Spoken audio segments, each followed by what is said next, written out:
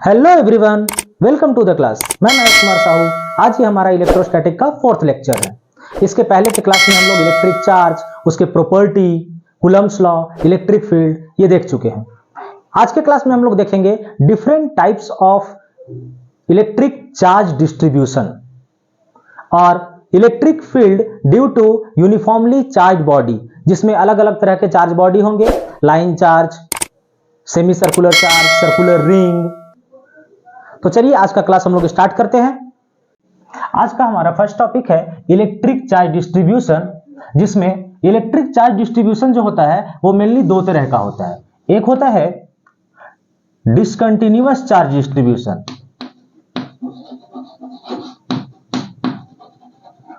Discontinuous charge distribution.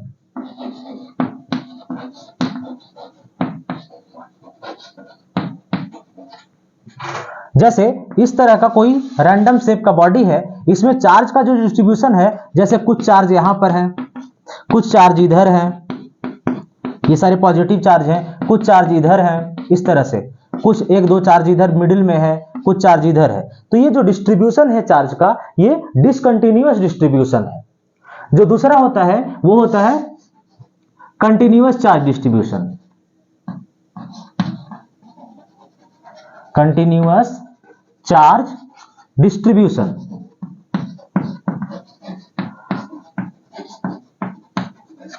Continuous charge distribution जो होता है वो तीन तरह का होता है। फर्स्ट होता है linear charge distribution,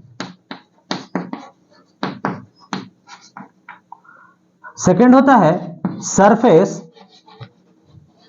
charge distribution,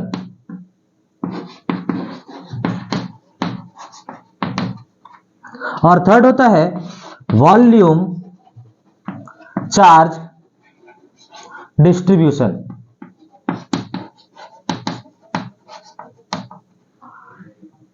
discontinuous charge distribution में यूनिफॉर्मली डिस्ट्रीब्यूटेड नहीं होता है, हर पॉइंट पर अलग अलग चार्ज हो सकता है। लेकिन कंटिन्यूअस चार्ज डिस्ट्रीब्यूशन में जो चार्ज का डिस्ट्रीब्यूशन होगा वो यूनिफॉर्मली होगा, कंटिन्यूअस होगा, जिसमें तीन तरह के हम लोग को पढ़ना है: linear charge distribution, surface charge distribution और वॉल्यूम चार्ज डिस्ट्रीब्यूशन। मेनली हम लोग को कंटिन्यूअस चार्ज डिस्ट्रीब्यूशन को ही पढ़ना है। तो चलिए हम लोग देखते हैं कंटिन्यूअस चार्ज डिस्ट्रीब्यूशन को। कंटिन्यूअस चार्ज डिस्ट्रीब्यूशन में फर्स्ट पार्ट जो हमारे पास है वो है लीनियर चार्ज डिस्ट्रीब्यूशन।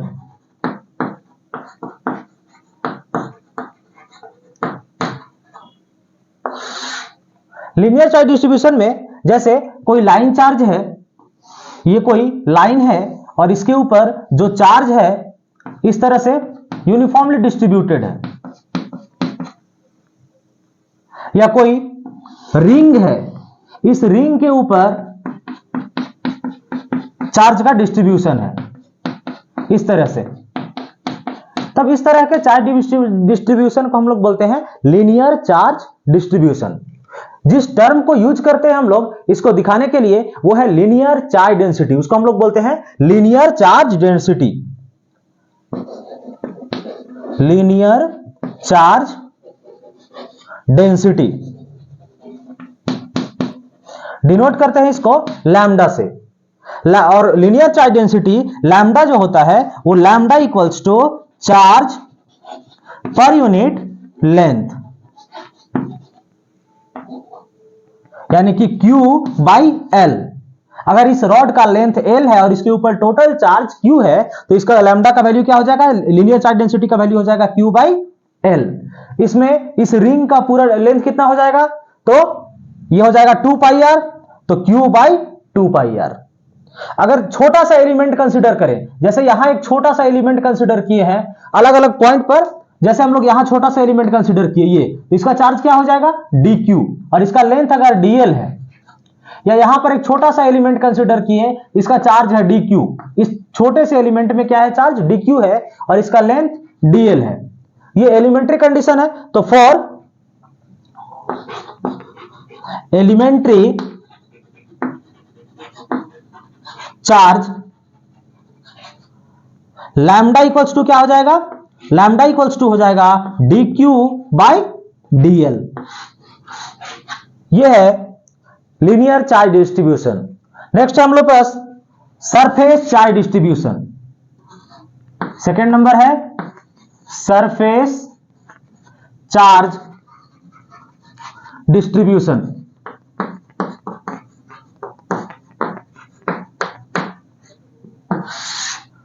चार्ज जो है इस बार किसी सरफेस एरिया पर रहेगा, जैसे ये कोई सरफेस एरिया है, इस तरह से चार्ज का डिस्ट्रीब्यूशन है इसके सरफेस पर। इसको दिखाने के लिए जिस टर्म को हम लोग यूज करते हैं उसको बोलते हैं सरफेस चार्ज डेंसिटी। क्या बोलेंगे उसको, सरफेस चार्ज डेंसिटी। इसको डिनोट करते हैं सिग्मा से। इसमें सिग्मा इक्वल्स टू क्या हो जाएगा, सिग्मा इक्वल्स टू हो जाएगा चार्ज पर यूनिट एरिया। यानी कि Q, अगर टोटल चार्ज इसके ऊपर Q है और टोटल एरिया इसका A है तो Q बाई A। अब इसमें अगर छोटा सा एलिमेंट कंसीडर करते हैं हम यहां पर, जिसके ऊपर चार्ज जो है वो dq है और इसका एरिया क्या है, इसका एरिया है dA, उस छोटे से एलिमेंट का। फॉर एलिमेंट्री चार्ज वैल्यू क्या हो जाएगा, sigma equals to dq by dA। यह है सरफेस चार्ज डिस्ट्रीब्यूशन। नेक्स्ट हम लोग के पास वॉल्यूम चार्ज डिस्ट्रीब्यूशन, तो देखते हैं उसको।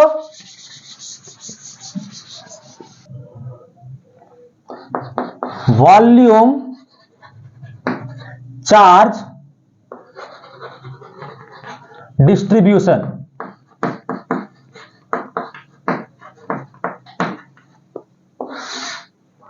इसमें किसी वॉल्यूम में चार्ज होगा। ये कोई स्फेयर है, स्फेयर में इसके वॉल्यूम में चार्ज है, ऐसा पूरे वॉल्यूम में चार्ज डिस्ट्रीब्यूटेड है।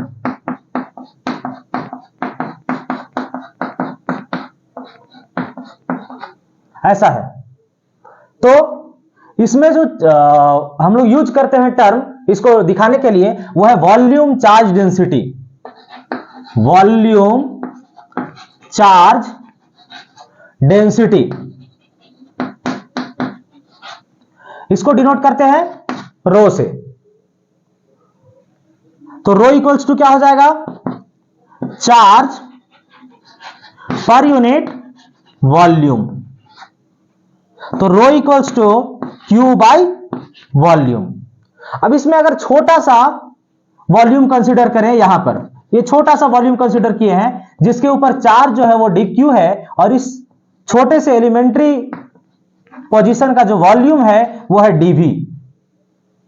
तो इस केस में रो इक्वल्स टू क्या हो जाएगा, dq by dv for elementary charge. ये है चार्ज का डिस्ट्रीब्यूशन। इससे पहले आप लोग मास का डेंसिटी पढ़े होंगे ना, ऐसा वॉल्यूम मास डेंसिटी, मास पर यूनिट वॉल्यूम। ठीक उसी तरह से वॉल्यूम चार्ज डेंसिटी क्या हो जाएगा, charge per unit volume. Linear mass density भी आप लोग पढ़े होंगे system of particle and rotational motion में, जब हम लोग मोमेंट ऑफ इनर्शिया या सेंटर ऑफ मास निकाल रहे थे तब। नेक्स्ट हम लोग देखते हैं electric field due to different shape. एक रॉड है इस तरह से और इसके ऊपर इस तरह से चार्ज का डिस्ट्रीब्यूशन है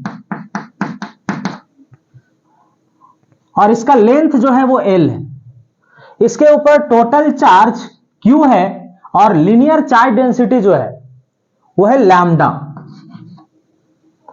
लीनियर चार्ज डेंसिटी कितना है, लैम्डा है, लेंथ L है और टोटल चार्ज Q है। यहां से इसके इस एंड से A डिस्टेंस पर कोई पॉइंट है P और इस P पॉइंट पर हम लोग को इलेक्ट्रिक फील्ड का वैल्यू निकालना है। Find electric field eight point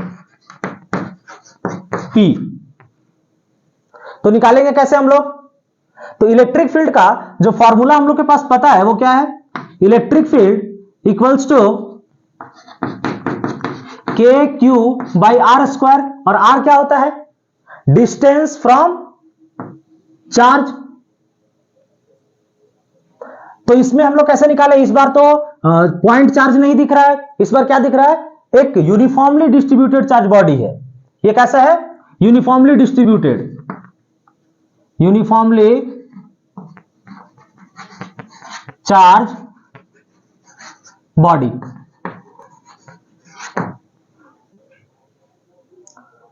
तो लीनियर चार्ज डेंसिटी लैम्डा दिया है, लेंथ एल दिया हुआ है। इसमें एक छोटा सा एलिमेंट कंसीडर करते हैं। यहां पर ये एक छोटा सा एलिमेंट है जिसका लेंथ जो है वो dx है, और इसके ऊपर चार्ज जो है वो dq है। तो इस dq की वजह से इस p पॉइंट पर इलेक्ट्रिक फील्ड क्या होगा? d, क्योंकि छोटा सा चार्ज है तो छोटा सा इलेक्ट्रिक फील्ड बनाएगा वहां। तो क्या हो जाएगा? DE equals to DQ, electric field का value K DQ divided by, इस DQ से इस P पॉइंट का जो डिस्टेंस है इसको x मान लिए, तो डिस्टेंस कितना हो गया? x, इसका स्क्वायर। और अभी हम लोग क्या पढ़े हैं? Lambda equals to DQ by DL या DX, charge per unit length. तो यहां से DQ का वैल्यू क्या हो जाएगा? लैम्डा DX, यहां पुट कर देते हैं। तो DE equals to K lambda DX divided by x square.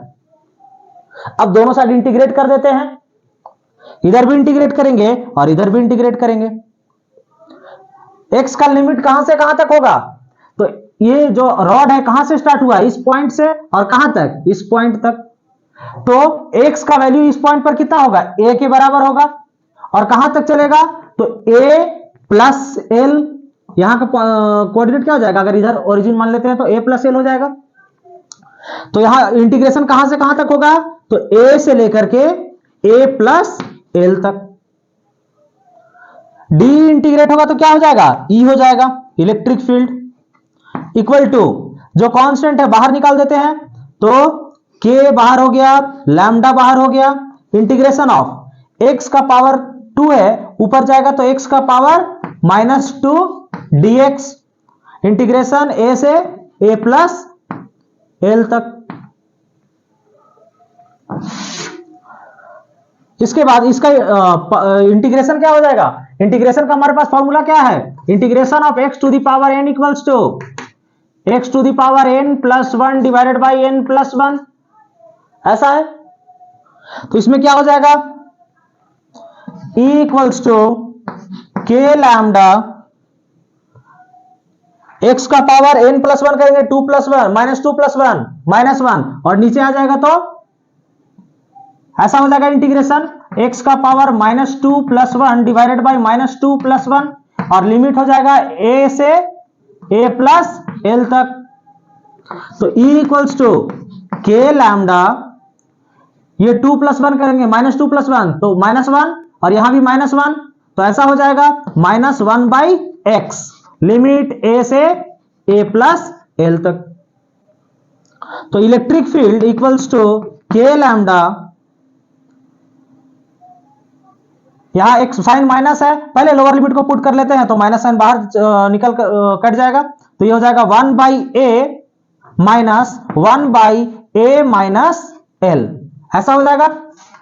पहले अपर लिमिट को पुट करते हैं, फिर से माइनस और माइनस लोअर लिमिट, तो माइनस माइनस प्लस हो जाता है, तो इसको पहले प्लस में लिख लिया है और इसको माइनस में लिख दिए। तो E इक्वल्स टू क्या हो जाएगा? के लैम्डा, इन दोनों का एलसीएम लेंगे तो a into A plus L, और यहां a minus A plus L, अच्छा a प्लस होना चाहिए ना, हाँ, तो a plus L minus a ए से ए कैंसल, तो क्या हो जाएगा, इलेक्ट्रिक फील्ड इक्वल्स टू के lambda L divided by A into A plus L. ये हो गया electric field eight point P. अगर लैम्डा के फॉर्म में आंसर नहीं देना हो, क्यू के फॉर्म में आंसर देना हो, तो देखिए टोटल लेंथ कितना है एल और टोटल चार्ज कितना है क्यू, तो लैम्डा इक्वल्स टू क्या हो जाता है क्यू बाई एल। तो यहां क्यू बाई एल पुट कर सकते हैं हम लोग लैम्डा के पास, और अगर लैम्डा के फॉर्म में आंसर देना है तो ये आंसर है। नेक्स्ट है हमारे पास एक लाइन चार्ज, इस तरह से वर्टिकल डायरेक्शन में, ये एक लाइन है, इसके ऊपर चार्ज का डिस्ट्रीब्यूशन है और इसका लेंथ जो है वो एल मान लिए हम लोग। यूनिफॉर्मली चार्ज बॉडी, ये कैसा बॉडी है, यूनिफॉर्मली चार्ज बॉडी है जिसका लेंथ एल है, चार्ज डेंसिटी लैम्डा दिया हुआ है, टोटल चार्ज इसके ऊपर क्यू है, चार्ज डेंसिटी लैम्डा है, टोटल चार्ज क्यू है और लेंथ एल है। यहां से ए डिस्टेंस पर कोई पॉइंट है पी, इस पी पॉइंट पर इलेक्ट्रिक फील्ड का वैल्यू निकालना है। Find electric field eight point P. इस पी पॉइंट पर इलेक्ट्रिक फील्ड निकालने के लिए हम लोग इसके दोनों एंड से कनेक्ट करते हैं, तो यहां से ऐसे कनेक्ट किए और यहां से ऐसा कनेक्ट किए। ये एंगल जो है इसको हम बोल रहे हैं θ1 और इस एंगल को बोल रहे हैं θ2। अब इस P पॉइंट पर इस लीनियर चार्ज के कारण जो इलेक्ट्रिक फील्ड बनेगा उसके लिए हम लोग क्या करेंगे, एक छोटा सा यहां एलिमेंट कंसीडर करेंगे। ये छोटा सा एलिमेंट कंसीडर किए हैं जिसके ऊपर चार्ज जो है वो dq है और इसका लेंथ जो है वो dx है, और इस पॉइंट से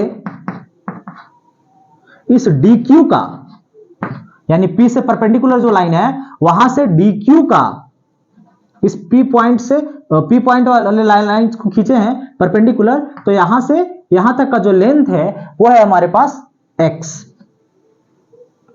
तो इस dq की वजह से इलेक्ट्रिक फील्ड जो बनेगा P के ऊपर वो कैसा बनेगा, ऐसा बनेगा। इस डायरेक्शन में पॉजिटिव चार्ज है तो पॉजिटिव चार्ज से इलेक्ट्रिक फील्ड लाइंस जो होता है वो दूर जाता है, ऐसा।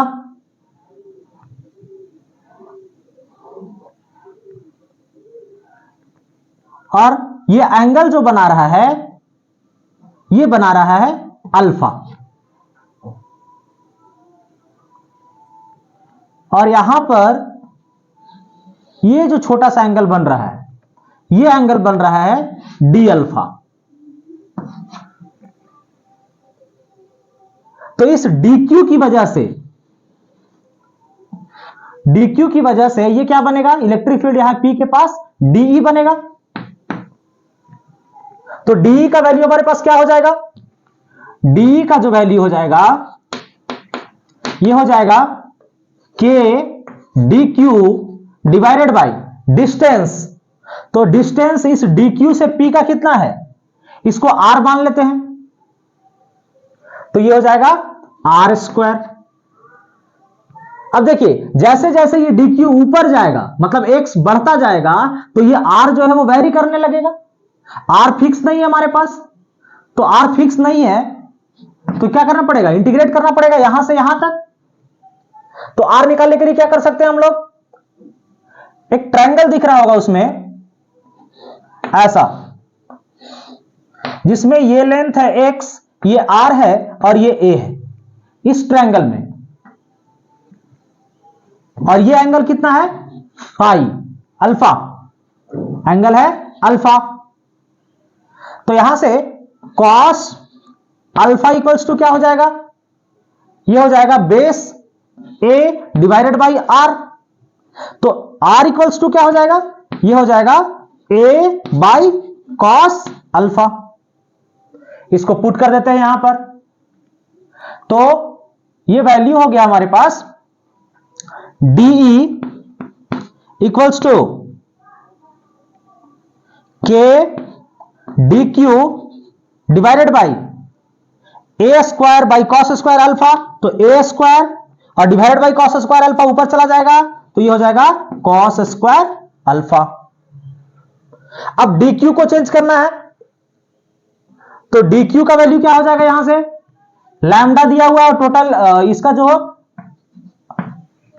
डी क्यू इक्वल्स टू, अभी हम लोग क्या देखे हैं चार्ज डिस्ट्रीब्यूशन में, lambda equals to D Q by DX. छोटा सा लेंथ कितना है, डीएक्स है, तो डी क्यू इक्वल्स टू क्या हो जाएगा, लैम्डा डीएक्स। इसमें पुट कर देते हैं, तो electric field DE equals to D equals to क्या हो जाएगा, के lambda DX cos square alpha divided by A square.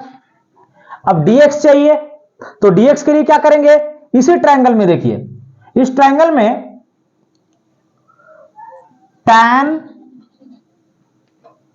इधर कर लेते हैं इसको, तो इस ट्रायंगल में tan अल्फा इक्वल्स टू क्या हो जाएगा, तो tan alpha equals to perpendicular by base x by a, तो x बाई ए को इधर ले आते हैं, तो क्या हो जाएगा x equal to A tan alpha.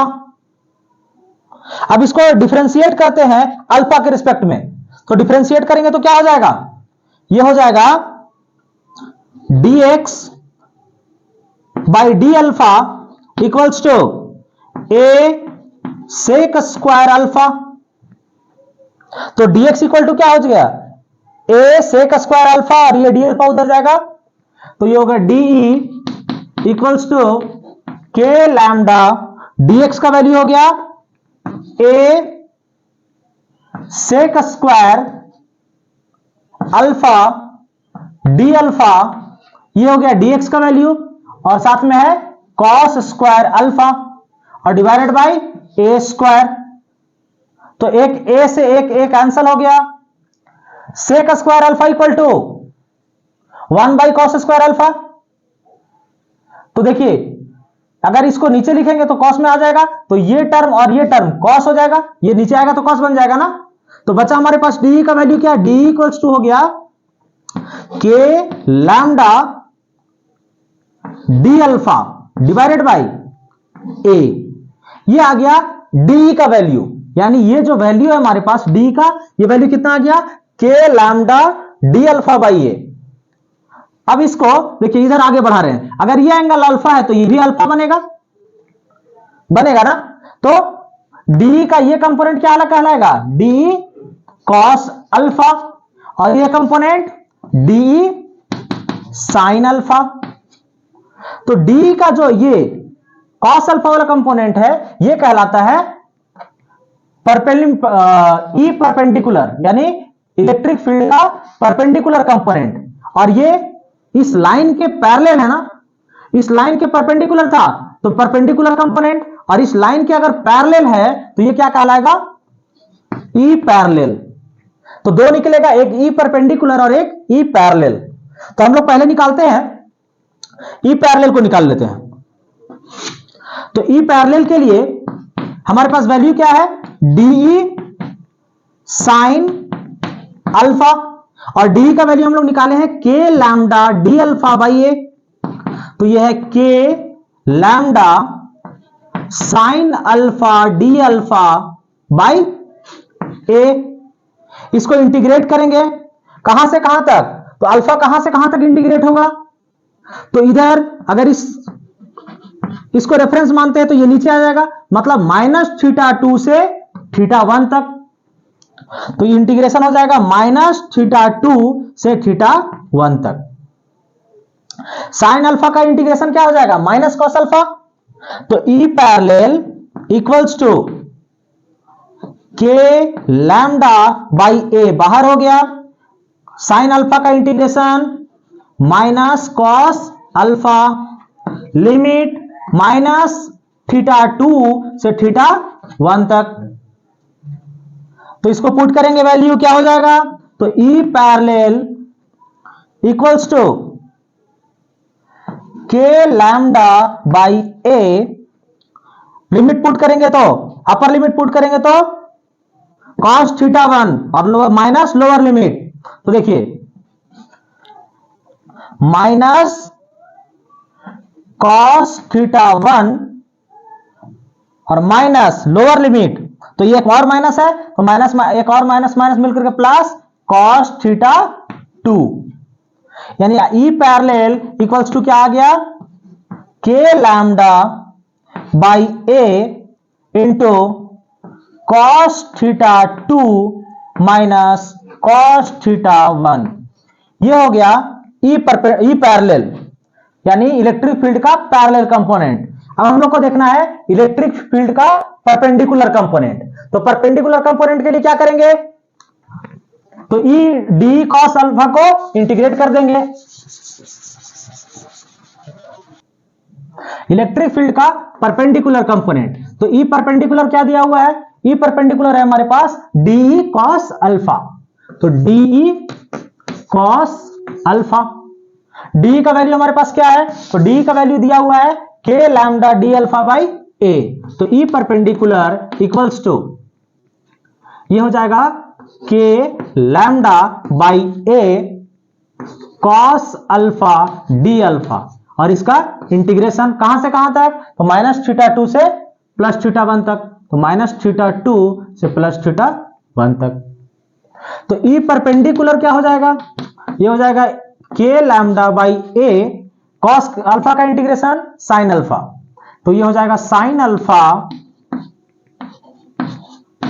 Limit minus theta 2 से थीटा 1 तक, तो ये क्या हो जाएगा के lambda by A upper limit sine theta 1 minus sine theta minus theta 2, तो माइनस साइन थीटा क्या होता है प्लस, माइनस बाहर निकलेगा तो माइनस माइनस मिलकर प्लस हो जाएगा, तो ये हो जाएगा साइन थीटा 2। ये हो गया इलेक्ट्रिक फील्ड का परपेंडिकुलर कंपोनेंट, और ये हो गया इलेक्ट्रिक फील्ड का पैरेलल कंपोनेंट। इलेक्ट्रिक फील्ड का पैरेलल कंपोनेंट हमारे पास क्या है, cos theta 2 minus cos theta 1, और इलेक्ट्रिक फील्ड का परपेंडिकुलर कंपोनेंट क्या है, के lambda by A sine theta 1 plus sine theta 2। अब अगर कंडीशन ऐसा हो जैसे ये कोई लाइन है, लाइन चार्ज है, इसका लेंथ जो है वो इनफाइनाइट है, इधर भी और इधर भी, और इसके मिडिल पॉइंट पर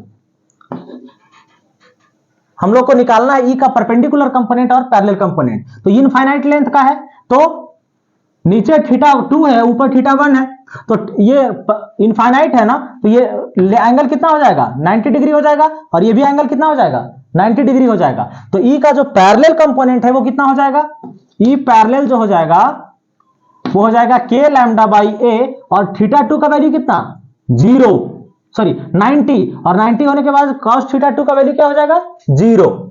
यहां पर 90 हो गया ये भी, तो 90 होने की वजह से नीचे भी 90 हो गया, तो ये भी 90 cos 90 और cos 90 ये 0 हो गया ना, तो इलेक्ट्रिक फील्ड का पैरेलल कंपोनेंट कितना हो जाएगा 0।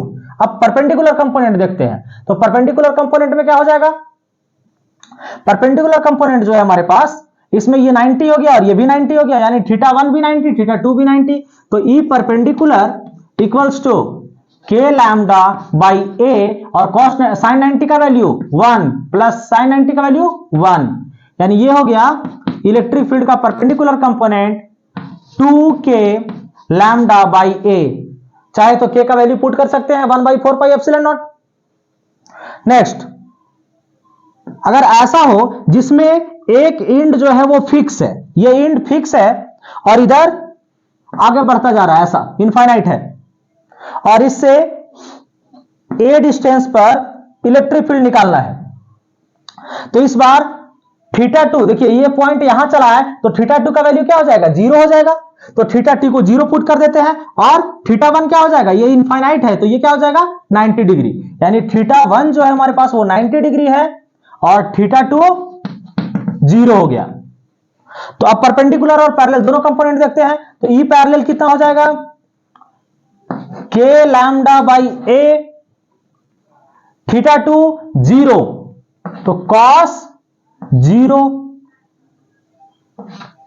माइनस कॉस 90, कॉस 0 का वैल्यू 1, कॉस 90 का वैल्यू 0, तो ये हो गया ई का पैरेलल कंपोनेंट क्या हो गया, के lambda by A. Perpendicular component क्या हो जाएगा, तो E perpendicular equals to theta 1 को 0 पुट कर देते हैं तो k lambda by A sign 0 और थीटा 2 कितना था, थीटा 2 0 हो गया है और थीटा 1 90, तो थीटा 1 90 है तो साइन 90 माइनस साइन 0, साइन 90 का वैल्यू 1, साइन 0 का वैल्यू 0, तो ई परपेंडिकुलर इक्वल्स टू के लैम्डा बाई ए, और चाहे तो के का वैल्यू हम लोग क्या पुट कर सकते हैं 1/4 पाई एप्सिलॉन नॉट। तो ये हो गया इलेक्ट्रिक फील्ड।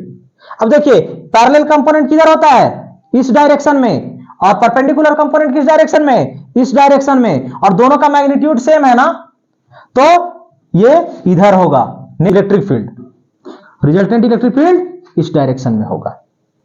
नेक्स्ट देखते हैं हम लोग electric field due to ring.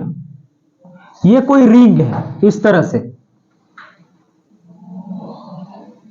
ऐसा, और इसके ऊपर चार्ज का डिस्ट्रीब्यूशन है,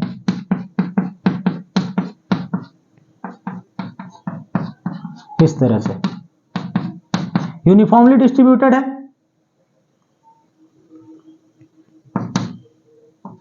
और इसका जो रेडियस है इस रिंग का ये है कैपिटल आर,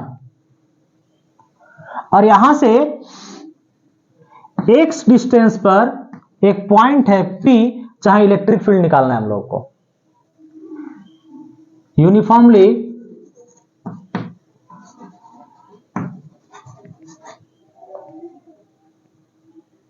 चार्ज रिंग, और जिसका चार्ज डेंसिटी कितना है, लैम्डा है, और टोटल चार्ज Q मान लेते हैं। Find electric field eight point P। P point पर इलेक्ट्रिक फील्ड निकालना है हम लोगों को, तो कैसे निकालेंगे, तो फिर से छोटा सा एक एलिमेंट कंसीडर करेंगे। इसके इस पोजीशन पर एक छोटा सा एलिमेंट कंसीडर किए जिसके ऊपर चार्ज dq है और लेंथ इसका जो है वो dl है, और इस पॉइंट से dq से p का जो डिस्टेंस है ये है, ये कितना हो जाएगा, ये डिस्टेंस ये हो जाएगा root under r square plus x square. ऐसा क्यों हो रहा है, क्योंकि ये राइट एंगल ट्रायंगल है। अब इसके कारण इलेक्ट्रिक फील्ड जो होगा D वो किस डायरेक्शन में होगा, इस डायरेक्शन में होगा। अगर ये एंगल थीटा है तो ये एंगल भी क्या होगा, थीटा। इस छोटे से एलिमेंट की वजह से यहां जो इलेक्ट्रिक फील्ड बनेगा वो D ही बनेगा, तो D का जो ये कंपोनेंट होगा वो क्या कहलाएगा, D cos थीटा, और नीचे का जो कंपोनेंट होगा वो D sin थीटा। रिंग के एक पॉइंट से लिए है ना हम लोग, अगर रिंग के इस दूसरे पॉइंट से लेते हैं तो देखिए यहां के कारण इलेक्ट्रिक फील्ड जो बनेगा वो किधर बनेगा, इस डायरेक्शन में ऐसा बनेगा, फिर यहां एंगल थीटा बनेगा, क्योंकि रिंग से, रिंग के किधर से भी लेंगे, किसी भी उसके पेरिफेरी पर घूमेंगे ना, तो किसी भी पॉइंट से लेंगे रिंग से, तो ये जो एंगल बनेगा वो हमेशा थीटा बनेगा, तो ये भी थीटा बनेगा, ये थीटा बनेगा, तो फिर से ये डी कॉस थीटा और ऊपर डी साइन थीटा। तो हमेशा चारों तरफ से लेंगे तो हमेशा एक कंपोनेंट डी साइन थीटा और दूसरा कंपोनेंट डी कॉस थीटा आएगा। तो डी साइन थीटा अगर इस कंपोनेंट को लेते हैं तो डी साइन थीटा इसके अपोजिट वाले को लिए तो इधर डी साइन थीटा बना, और ये डी साइन थीटा ऊपर वाले डी साइन थीटा को कैंसिल करेगा, तो हमारे पास बचेगा क्या, इधर भी बना अभी डी साइन थीटा अगर ये एंगल थीटा है तो, और ये बना डी कॉस थीटा, ये एक दूसरे को कैंसिल करेगा तो बचेगा क्या, डी कॉस थीटा, और उसको इंटीग्रेट करेंगे तो हम लोग के पास टोटल इलेक्ट्रिक फील्ड का वैल्यू मिलेगा। तो D इक्वल्स टू क्या हो जाएगा हमारे पास, D इक्वल्स टू हो जाएगा K D Q divided by distance का स्क्वायर, तो डिस्टेंस कितना है root under R square plus x square, और इसका स्क्वायर करेंगे तो रूट कैंसिल हो जाएगा, यानी R square plus x square, ये हो गया डी का वैल्यू। तो ई नेट हमारे पास क्या हो जाएगा, ई नेट हो जाएगा integration of D cos theta, तो डी का वैल्यू पुट कर लेते हैं, तो E net equals to K D Q divided by are square plus x square cos theta, और इसको इंटीग्रेट करेंगे तो डी क्यू को इंटीग्रेट करेंगे, अगर क्यू के फॉर्मेट में दिया हुआ है तो इंटीग्रेट करेंगे तो पूरा क्या हो जाएगा, कैपिटल क्यू हो जाएगा, तो ये हो जाएगा E net equals to K Q by are square plus x square, और कॉस थीटा का वैल्यू यहां से क्या हो जाएगा, इस ट्रायंगल में देखिए कॉस थीटा बेस एक्स है और divided by hypotenuse root under R square plus x square, यानी कि x by root under R square plus x square, यहां R square plus x square का पावर 1/2 है, यहां 1 है, तो टोटल पावर क्या हो जाएगा 3/2, तो K Q X divided by are square plus x square और इसका पावर 3/2, यह है नेट इलेक्ट्रिक फील्ड। अगर हम लोग को सेंटर पर निकालना हो यहां इलेक्ट्रिक फील्ड, तो सेंटर पर एक्स का वैल्यू क्या हो जाएगा 0, ये पॉइंट P जो है वो सेंटर पर आ जाएगा, तो एक्स का वैल्यू क्या हो जाएगा 0, तो इलेक्ट्रिक फील्ड एट सेंटर ये कितना हो जाएगा 0, क्योंकि एक्स का वैल्यू 0 पुट किए, ये पूरा टर्म क्या हो गया 0। इसमें एक क्वेश्चन आता है कि इसका इलेक्ट्रिक फील्ड का वैल्यू जो मैक्सिमम होगा वो कहां पर होगा, तो हम लोग इलेक्ट्रिक फील्ड का मैक्सिमम वैल्यू निकालने के लिए क्या करेंगे, अच्छा इलेक्ट्रिक फील्ड जैसे इधर निकल रहा है वैसे ही इधर भी निकलेगा, अगर ये पॉजिटिव चार्ज है तो इसके कारण इलेक्ट्रिक फील्ड इधर जा रहा है, तो ये जो इसका डी कॉस थीटा कंपोनेंट है वो इधर है, अगर ये नेगेटिव चार्ज बॉडी होता तो क्या होता, इलेक्ट्रिक फील्ड का ये जो ये डी कॉस थीटा का कंपोनेंट है वो अपोजिट डायरेक्शन में आ जाता, इस डायरेक्शन में, जैसा कि हम लोग लाइन चार्ज के लिए भी बनाए हैं ना, तो उसके लिए भी ये लाइन था तो यहां इलेक्ट्रिक फील्ड इस डायरेक्शन में था या इस डायरेक्शन में था, तो इसके लिए क्या हो जाता, इस डायरेक्शन में आ जाता। तो अब हम लोग मैक्सिमम इलेक्ट्रिक फील्ड निकालते हैं, इस रिंग के कारण मैक्सिमम इलेक्ट्रिक फील्ड कहां पर होगा, तो मैक्सिमम इलेक्ट्रिक फील्ड निकालने के लिए क्या करना होगा, तो इस जो नेट इलेक्ट्रिक फील्ड हम लोग निकाले हैं अगर इसको डिफरेंशिएट करके 0 से इक्वेट करें और जो x का वैल्यू आएगा वो वैल्यू होगा जहां पर इलेक्ट्रिक फील्ड का वैल्यू मैक्सिमम हो जाए। ये जो नेट इलेक्ट्रिक फील्ड आया है किसी का मैक्सिमम निकालने के लिए हम लोग क्या करते हैं, उसको डिफरेंशिएट करते हैं और डिफरेंशिएशन को उसको 0 से इक्वेट करते हैं, फिर x का जो वैल्यू आएगा वो मैक्सिमम होगा। तो उसके लिए क्या करेंगे, इस नेट इलेक्ट्रिक फील्ड को हम लोग डिफरेंशिएट करेंगे x के रेस्पेक्ट में और 0 से इक्वेट करेंगे उसको। ई नेट का हम लोग वैल्यू कितना निकाले हैं, ई नेट का जो वैल्यू निकाले हैं वो है K Q X divided by are square plus x square और इसका पावर 3/2। इसको डिफरेंशिएट करते हैं डी बाई डी एक्स के रेस्पेक्ट में डिफरेंशिएट करते हैं, तो differentiation of u by v, इसका डिफरेंशिएशन क्या होता है, तो पहले v को बाहर छोड़ेंगे, du को u को डिफरेंशिएट करेंगे x के रेस्पेक्ट में माइनस u को बाहर रखेंगे, v का डिफरेंशिएशन करेंगे विथ रिस्पेक्ट टू x और whole divided by v square, ऐसा लिखते हैं। तो इसको डिफरेंशिएट कर लेते हैं, तो डिफरेंशिएट करेंगे तो क्या हो जाएगा के क्यू तो कांस्टेंट है, बाहर निकल गया। पहले भी को बाहर रखते हैं, मतलब ये टर्म बाहर रहेगा, तो ये R square plus x square और इसका पावर 3/2 बचा है यहां क्या, एक्स, तो एक्स का डिफरेंशिएशन 1 लिखने का जरूरत नहीं है, माइनस u को बाहर छोड़ना है, यानी x को बाहर छोड़ दिए, v का डिफरेंशिएशन, तो इसका डिफरेंशिएशन क्या हो जाएगा, x, ये x का पावर n यानी कि इंटू 3/2, पहले बाहर n बाहर आता है, और x का पावर यानी A R square plus x square और इसका पावर 3/2 माइनस 1 कितना 1/2 इंटू अंदर वाले को डिफरेंशिएट करेंगे, अंदर में कौन है एक्स स्क्वायर, तो इसका डिफरेंशिएशन 2x और होल डिवाइडेड बाई इसका स्क्वायर v का स्क्वायर, तो R square plus x square और इसका पावर 3/2 है, स्क्वायर करेंगे तो 2 कैंसिल हो जाएगा, पावर हो जाएगा 3।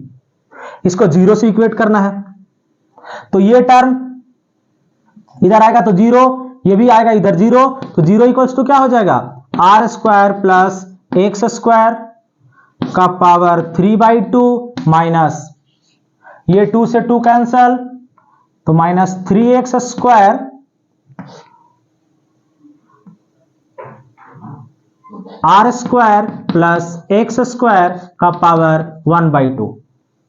इसमें से कुछ कॉमन निकलेगा बाहर, जो निकलेगा उसको बाहर निकाल लेते हैं, तो यहां से निकलेगा R square plus x square और इसका पावर 1/2, तो यहां क्या बचा, R square plus x square, 1/2 को बाहर निकाली है तो पावर 1 बचा, माइनस ये तो बाहर हो गया है तो 3x स्क्वायर इक्वल टू 0। अब या तो ये टर्म 0 होगा या तो ये टर्म 0 होगा, तो ये तो 0 हो नहीं सकता है, क्यों, क्योंकि यहां r है, x 0 हो सकता है, यहां सेंटर पर आ जाएंगे तो x का वैल्यू 0 होगा, लेकिन रेडियस 0 नहीं हो सकता है, तो ये टर्म 0 नहीं होगा, मतलब 0 किसको होना है, R square plus x square minus 3x square equal to 0, तो 3x square minus 3x square और x स्क्वायर कितना माइनस 2x स्क्वायर, तो R square minus 2x square equal to 0, तो यहां से क्या हो जाएगा, ये r इधर आ गया तो 2x square equal to R square, तो x square equal to R square by 2, यानी x equal to r by √2।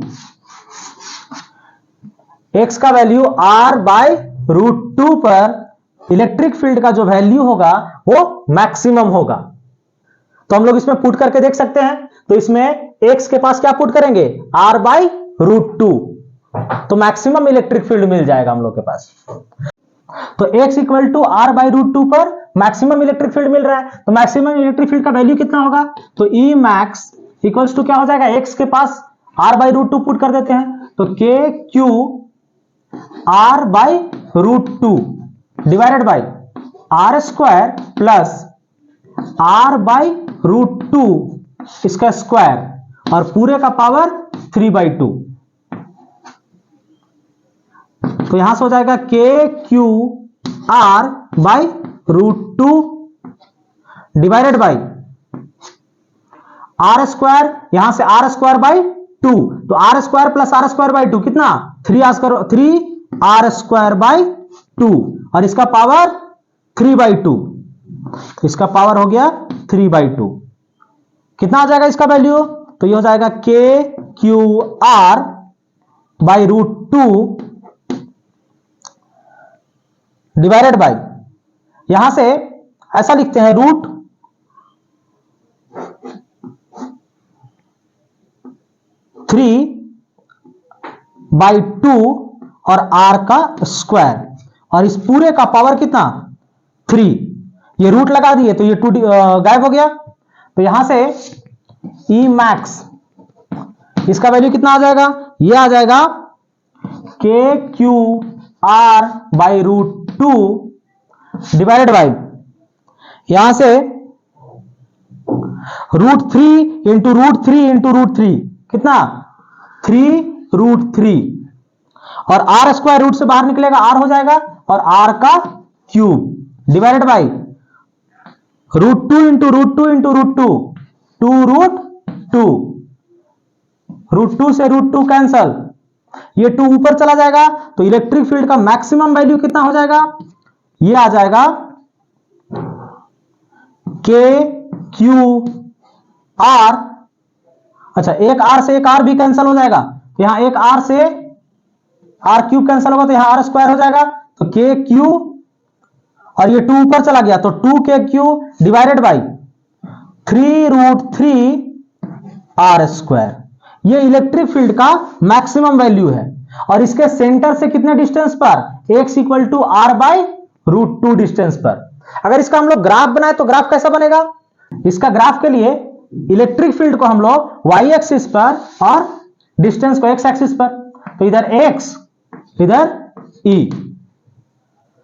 अब देखिए अगर इस डायरेक्शन में जाएंगे इस सेंटर से इस डायरेक्शन में जाएंगे तो इलेक्ट्रिक फील्ड किधर होगा ऐसा मतलब इधर बढ़ रहा होगा और इधर इलेक्ट्रिक फील्ड कैसा लेने के लिए बताए थे कल के क्लास में बताए थे हम लोग अगर इस डायरेक्शन में चलेंगे तो इलेक्ट्रिक फील्ड पॉजिटिव तो सेंटर पर इलेक्ट्रिक फील्ड कितना 0 और अगर यहां पर r बाई ऐसा है r बाई √2 तो एक टाइम पर इलेक्ट्रिक फील्ड मैक्सिमम होगा ऐसा उसके बाद फिर ये कम होने लगेगा तो ये जो मैक्सिमम वाला पॉइंट है वो कौन सा है r बाई √2 और इसे इलेक्ट्रिक फील्ड का वैल्यू कितना है यह है 2 K Q by √3 by are square और अगर इस डायरेक्शन में आए तो इलेक्ट्रिक फील्ड किधर होगा ऐसा इधर चलेगा तो इधर चलेगा तो इधर चलने वाले इलेक्ट्रिक फील्ड को नेगेटिव ले रहे थे तो ऐसा आएगा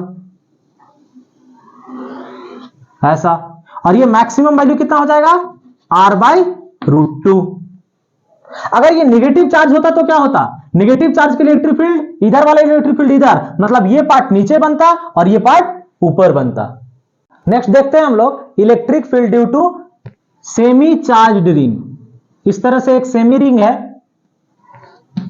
और इसका जो रेडियस है ये रेडियस सेंटर r है ये सेंटर है इसका रेडियस r है इसके ऊपर इस तरह से चार्ज का डिस्ट्रीब्यूशन है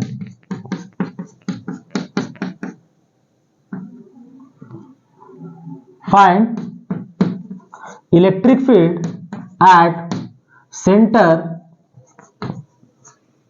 of uniformly charged semi ring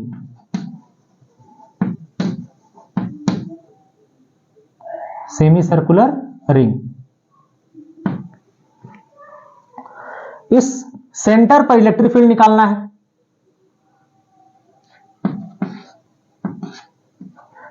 इस सेमी रिंग के ऊपर प्लस क्यू चार्ज है बहुत सारे चार्ज हैं और चार्ज का जो डेंसिटी है वो लैम्डा दिया हुआ है तो फिर से क्या करेंगे एक छोटा सा एलिमेंट कंसीडर करेंगे तो यहां पर एक छोटा सा एलिमेंट कंसीडर कर लेते हैं ऐसा जिसका चार्ज है dq और इसका लेंथ है dx इसको मिलाते हैं इस और इसका जो इलेक्ट्रिक फील्ड होगा वो किस डायरेक्शन में होगा इस डायरेक्शन में होगा इस एंगल को थीटा मान लेते हैं और ये एंगल जो छोटा सा बन रहा है ये है हमारे पास डी थीटा और इस dq की वजह से जो इलेक्ट्रिक फील्ड बनेगा वो कितना बनेगा d छोटा सा इलेक्ट्रिक फील्ड बनेगा de तो de का वैल्यू हमारे पास क्या हो जाएगा तो de equals to k dq divided by distance और डिस्टेंस कितना है ये सेंटर से डिस्टेंस r हो जाएगा रेडियस के बराबर हो जाएगा तो ये r का स्क्वायर और dq इक्वल्स टू क्या हो जाएगा lambda equals to dq by dx तो dq equals to lambda dx तो de इक्वल्स टू क्या हो जाएगा k lambda dx by r square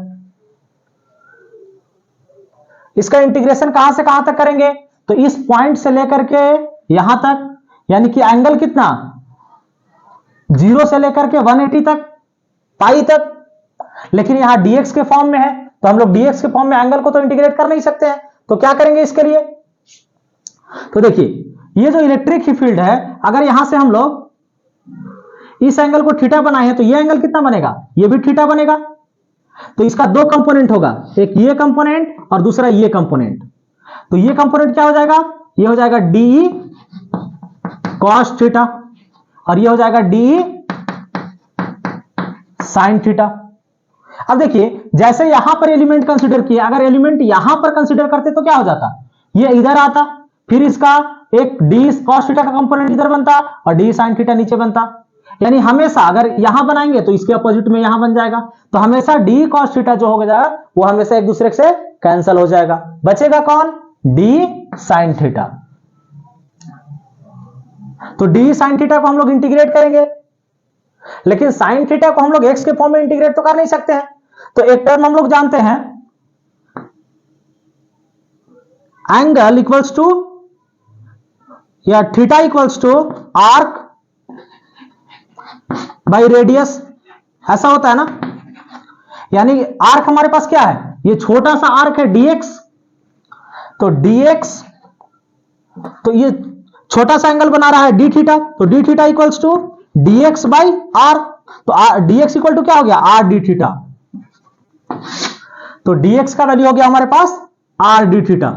तो d इक्वल्स टू के लैम्डा,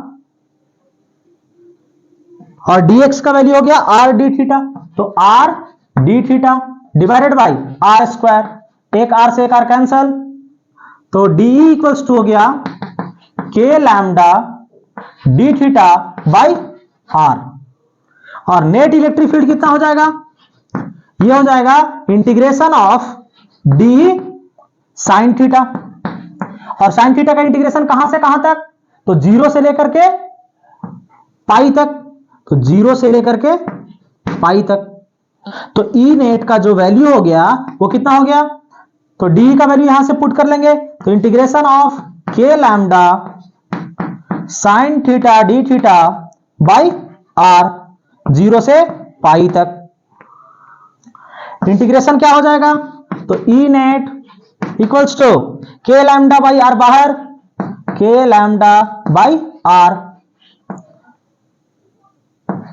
बाहर हो गया के लैम्डा बाई आर।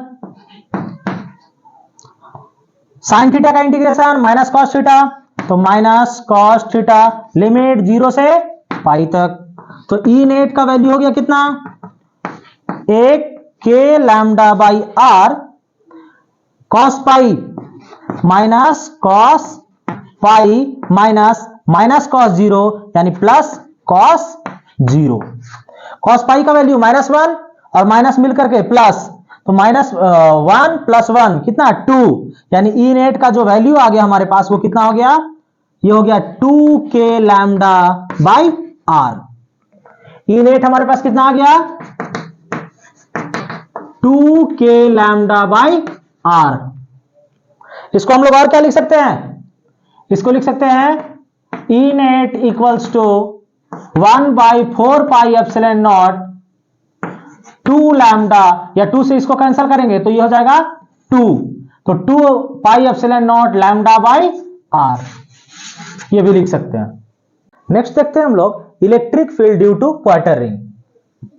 ये एक क्वार्टर रिंग है, एक रिंग था उसको 4 पार्ट में डिवाइड कर दिया गया, उसका एक पार्ट है, और इसका रेडियस r है। Find electric field due to electric field at centre of uniformly charge quarter ring.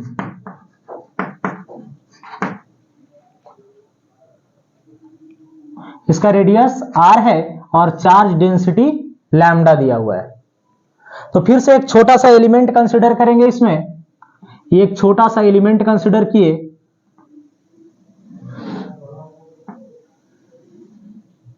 यहां से एंगल थीटा है, और ये छोटा सा स्मॉल एंगल जो है वो कितना है, ये है डी थीटा, और डीई का वैल्यू इधर हो जाएगा इस डी क्यू की वजह से। अगर यहां पर स्मॉल चार्ज जो है वो डी क्यू है और लेंथ डी एक्स है, तो उस डी क्यू की वजह से जो इलेक्ट्रिक फील्ड बनेगा वो डीई बनेगा, और इस डी का फिर से दो कंपोनेंट होगा, ये थीटा है तो ये एंगल, ये थीटा है तो ये एंगल क्या बनेगा, थीटा।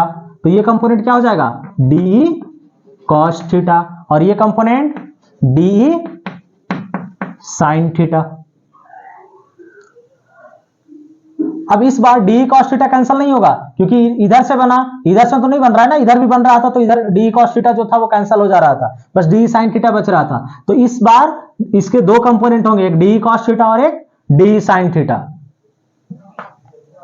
तो इसको हम लोग E1 बोल लेते हैं और इसको E2 बोल रहे हैं, ठीक है। तो अब डी का वैल्यू निकालते हैं, तो डी इक्वल्स टू क्या हो जाएगा, डी इक्वल्स टू हो जाएगा K D Q divided by distance का स्क्वायर। तो इस डी क्यू से सेंटर का डिस्टेंस कितना है, रेडियस के बराबर, और रेडियस है आर, तो आर का स्क्वायर।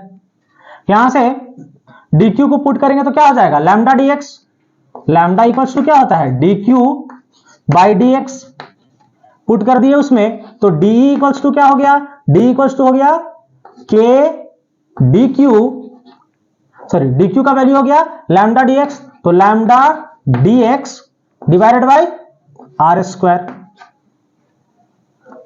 अब डी एक्स कैसे निकालेंगे, तो डी एक्स इक्वल्स टू क्या हो जाएगा, d theta equals to d x by r, theta equals to angle equals to arc upon radius, तो dx इक्वल टू क्या हो गया, आर डी थीटा, तो डी इक्वल्स टू के लैम्डा dx का वैल्यू हो गया R D theta divided by are square, एक आर से एक आर कैंसिल हो गया, तो डी का वैल्यू हमारे पास क्या आ गया, ये आ गया के lambda D theta divided by r. अब इसका E1 का वैल्यू क्या हो जाएगा, E1 जो है हमारे पास ये है डीई कॉस थीटा, और इसका इंटीग्रेशन, तो E1 जो आएगा वो कितना आएगा, डीई, तो डीई का वैल्यू है के lambda cos theta D theta divided by are, और इंटीग्रेशन कहां से कहां तक, तो थीटा का इंटीग्रेशन 0 से लेकर के पाई बाई 2 तक, तो E1 इक्वल्स टू के लैम्डा बाहर हो गया, integration of cos theta sine theta, तो साइन थीटा लिमिट 0 से पाई बाई 2 तक, तो E1 इक्वल्स टू के lambda by are, sine pi by 2 1 और साइन 0 0, यानी 1 हो गया डायरेक्ट। ये हो गया इलेक्ट्रिक फील्ड का, अगर ये एक्स एक्सिस है तो एक्स कंपोनेंट, अगर हम लोग को E2 निकालना है यानी इलेक्ट्रिक फील्ड का वाई कंपोनेंट, ये कितना हो जाएगा, तो डी साइन थीटा और इसका इंटीग्रेशन, इंटीग्रेशन कहां से कहां तक, 0 से पाई बाई 2 तक।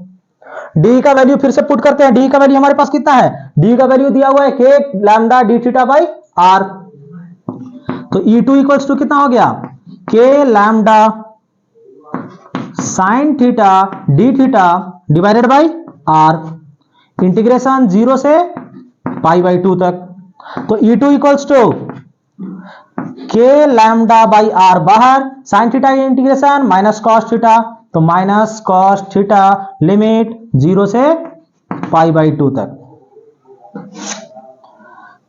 तो E2 इक्वल्स टू कितना, ये आ गया के लैम्डा बाई आर, यहां से cos minus cos pi by 2 minus minus plus cos 0, cos pi by 2 का वैल्यू 0 और कॉस 0 का वैल्यू 1, यानी E2 कितना आ गया, के लैम्डा बाई आर। ये आ गया इलेक्ट्रिक फील्ड का वाई कंपोनेंट या E2। नेट इलेक्ट्रिक फील्ड कितना हो जाएगा, E net equals to root under E1 का स्क्वायर प्लस E2 का square plus 2E1 E2 cos theta होता है, और इन दोनों के बीच में थीटा का वैल्यू कितना है 90 डिग्री, तो cos 90 जीरो हो गया। तो यहां से क्या आ गया, दोनों इक्वल हैं, तो E1 का स्क्वायर प्लस E2 का स्क्वायर रूट अंडर 2E। तो यहां से electric field, net electric field कितना हो गया, ये हो गया √2 k लैम्डा बाय r। अगर डायरेक्शन देखें तो ये माइनस वाई एक्सिस है और ये माइनस एक्स एक्सिस और ये माइनस वाई एक्सिस है। तो E का अगर डायरेक्शन में हम लोग देखें तो k लैम्डा बाई r, ये x में माइनस, तो माइनस आई कैप माइनस जे कैप है, तो k lambda by r J cap. अगर ये जो रिंग है ये फर्स्ट क्वाड्रेंट में है ना, अगर सेकंड क्वाड्रेंट में होता तो एक इधर आता एक इधर जाता, मतलब x इस बार प्लस में और y माइनस में। अगर क्वार्टर रिंग थर्ड क्वाड्रेंट में होता तो एक प्लस में, y भी प्लस में, x भी प्लस में। अगर क्वार्टर रिंग फोर्थ क्वाड्रेंट में होता तो x माइनस में और y प्लस में, ऐसा आता। नेक्स्ट देखते हैं हम लोग, एक आर्क के कारण इलेक्ट्रिक फील्ड निकालना है। ये एक आर्क है और इसके सेंटर पर इलेक्ट्रिक फील्ड का वैल्यू निकालना है। इसका रेडियस r है,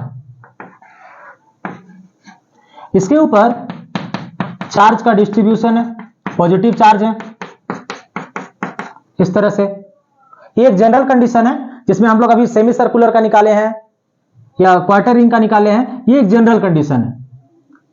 find electric field at centre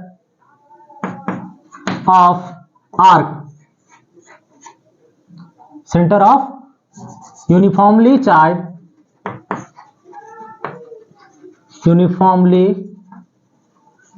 charge arc of radius capital R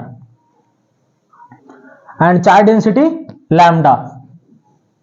इस तरह से दिया हुआ है। ये आर्क जो सेंटर पर एंगल बना रहा है, इस एंगल को हम लोग अल्फा मान लेते हैं। तो इसके लिए इलेक्ट्रिक फील्ड निकालना है सेंटर पर। फिर से एक छोटा सा एलिमेंट कंसीडर करेंगे।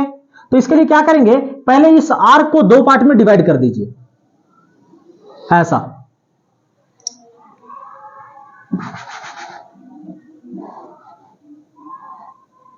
इस आर्क को दो इक्वल पार्ट में डिवाइड कर दीजिए, ऐसा। और यहां एक छोटा सा एलिमेंट कंसीडर किए हैं DQ, जिसका लेंथ है DL या DX। तो ये एक छोटा सा इलेक्ट्रिक फील्ड बनाएगा, किस डायरेक्शन में, इस डायरेक्शन में।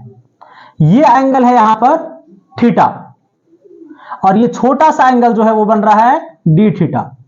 तो ये एंगल थीटा है, तो ये भी एंगल थीटा बनेगा। तो इस DE का दो कंपोनेंट होगा, DQ की वजह से, छोटे से एलिमेंट की वजह से छोटा सा इलेक्ट्रिक फील्ड बना है। तो इस DQ की वजह से जो DE बना है, इसका दो कंपोनेंट होगा, एक इस डायरेक्शन में और एक इस डायरेक्शन में। यह हो जाएगा DE cos थीटा और ये DE sin थीटा। अगर एलिमेंट यहां कंसीडर करते तो इस डायरेक्शन में बनता, फिर से DE cos थीटा इधर और DE sin थीटा इधर, मतलब DE sin थीटा इस पर क्या हो जाएगा, कैंसल हो जाएगा।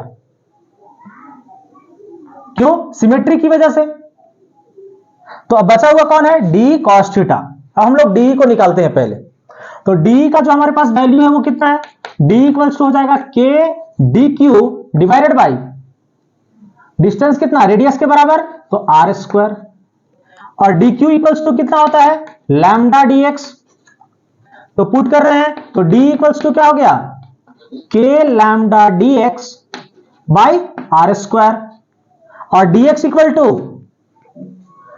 ये dx आर्क है, तो आर्क का आर्क और डी थीटा में क्या रिलेशन हो जाएगा, तो dx equal to r D theta, radius into angle equals to arc.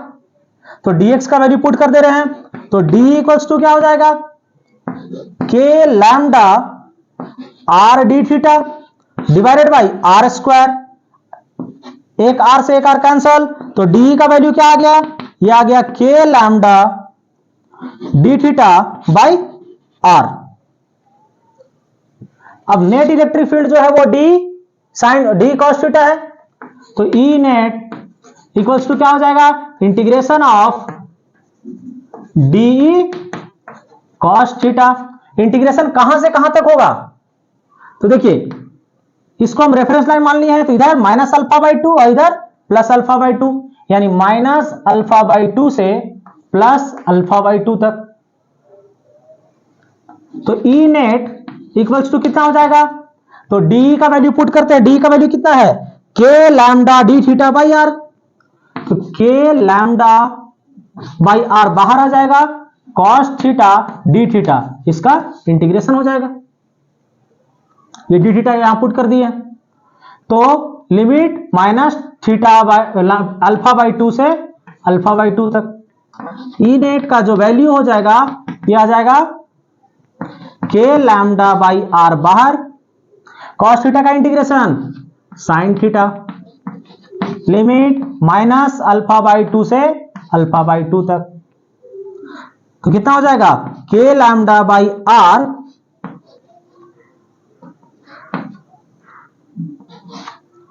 Upper limit sine alpha by 2 minus sine minus alpha by 2, ये माइनस बाहर आएगा तो ये प्लस हो जाएगा और ये हो जाएगा अल्फा बाई 2,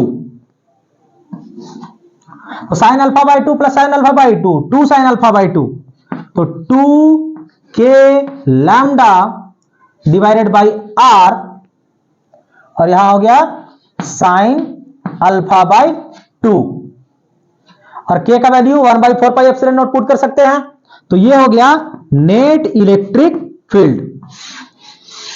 अब देखिए अगर ये सेमी रिंग होता तो अल्फा का वैल्यू कितना हो जाता, अल्फा का वैल्यू हो जाता 180, तो 180 बाई 2 90, तो साइन 90 का वैल्यू 1, कितना ही आ रहा था 2 K lambda by are. Next अगर ये पाई बाई 2 हो जाता तो पाई बाई 2 का मतलब 45 डिग्री और 45 डिग्री मतलब पाई बाई 2 ऑफ अल्फा बाई 2, तो पाई बाई 2 को जब दो पार्ट में डिवाइड करेंगे तो 45, तो 45 का वैल्यू 1/√2, तो यहां √2 के लैम्डा बाई आर, ऐसा आया था हम लोग के पास क्वार्टरिंग में। आगे हम लोग नेक्स्ट क्लास में देखेंगे। अगर वीडियो अच्छा लगा होगा तो लाइक, सब्सक्राइब और शेयर करना ना भूलें। Thank you for watching.